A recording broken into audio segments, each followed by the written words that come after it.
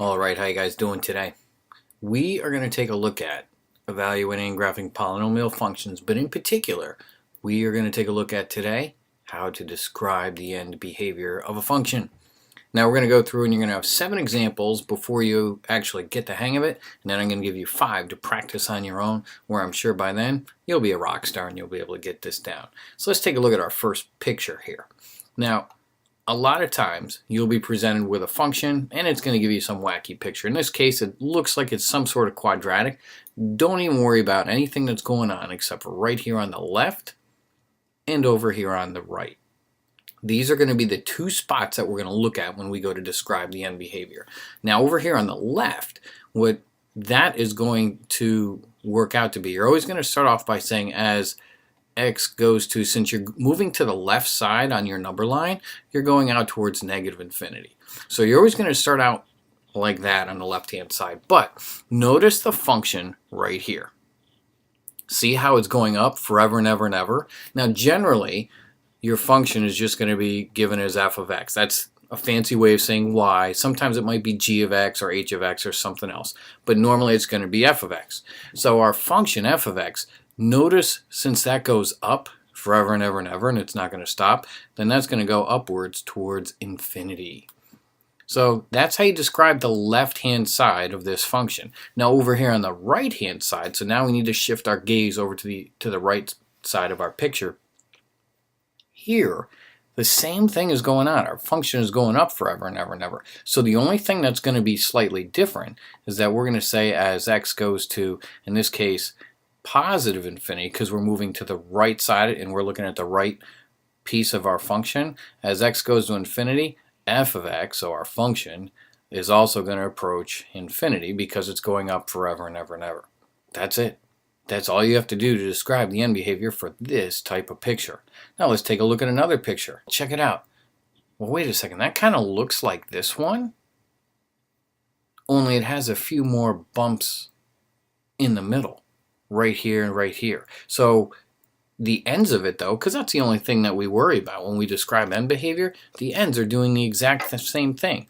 On the left-hand side, so remember, that always starts out as x approaches negative infinity.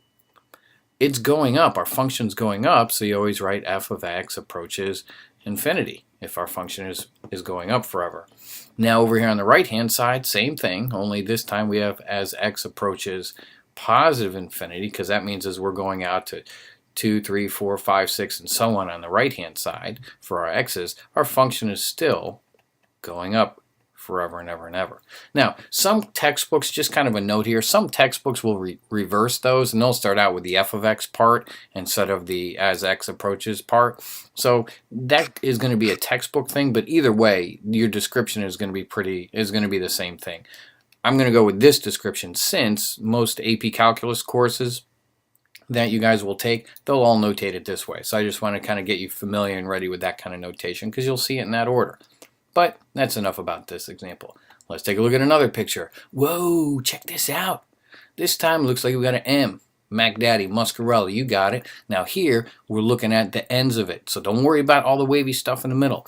Here on the left-hand side, so again, as x approaches negative infinity, this time our function is going down forever and ever and ever. So then we just say, all right, f of x approaches, if our function goes down, well, negative infinity. Over here on the right-hand side, ooh, look, same thing. So this time we're going to have as x approaches positive infinity, our function f of x is going to also go down, so that means it's going to approach negative infinity. Because it's never going to end, it's going to keep going on forever and ever and ever. Now let's go ahead and take a look at this example. Ooh, same thing as before. Both ends are going down. So by now I think you're probably picking up on what this pattern would be. Go ahead and hit pause because I think you got this. Write down, draw this picture and then write down the direction that each one of the ends would go towards. So how'd you do with that one? Pretty straightforward stuff. By now I think you've got it. What about the next one? Check this out. Whoa, now this time they're going in different directions. So the ends are each going in a different direction. This kind of reminds me of a piece of spaghetti or a hair underneath a microscope. I don't know why, that's just what I see. But on the left-hand side, so we always start out as x approaches negative infinity. Now notice this one is going down forever, this side.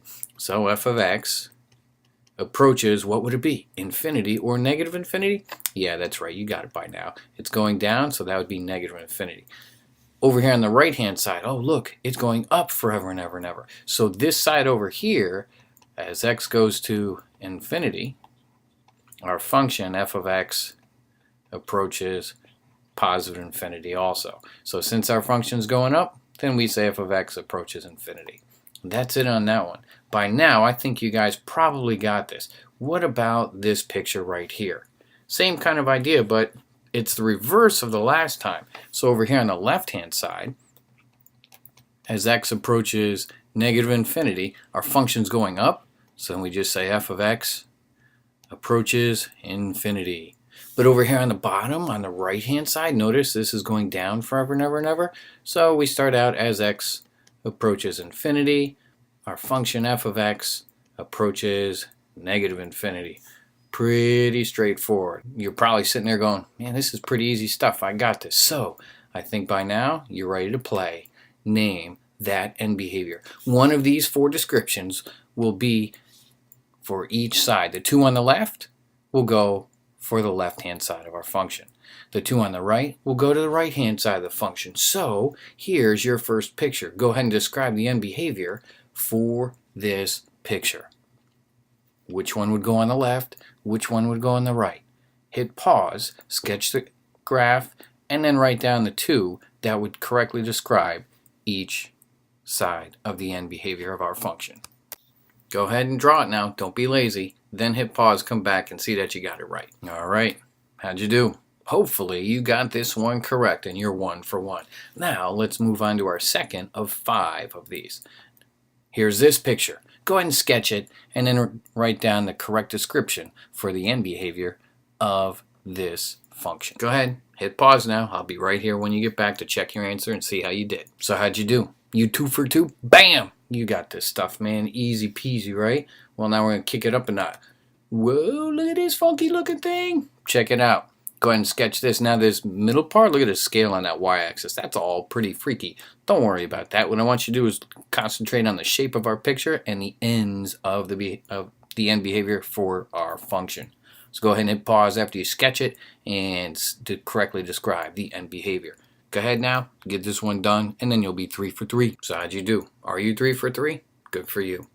Now I'm going to see if I can throw a curveball at you. See if I can fake you out on this. We got 2 more to go. What about this one?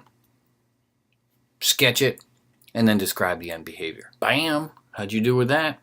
By now, you better be 4 for 4 because you're just rolling through this stuff. Now, last one. Here we go. Let's make it a perfect 5 for 5.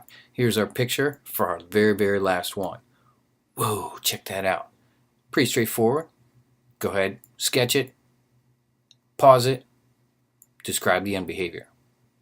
Go ahead and pause it now. So how'd you do? Did you roll 5 for 5? Did you get all of them right? You better have, because this is pretty straightforward stuff. All right, by now you guys got this done, so congratulations. You are now able to describe the end behavior for any function given its picture. You got this stuff. All right, peace. Have a great day.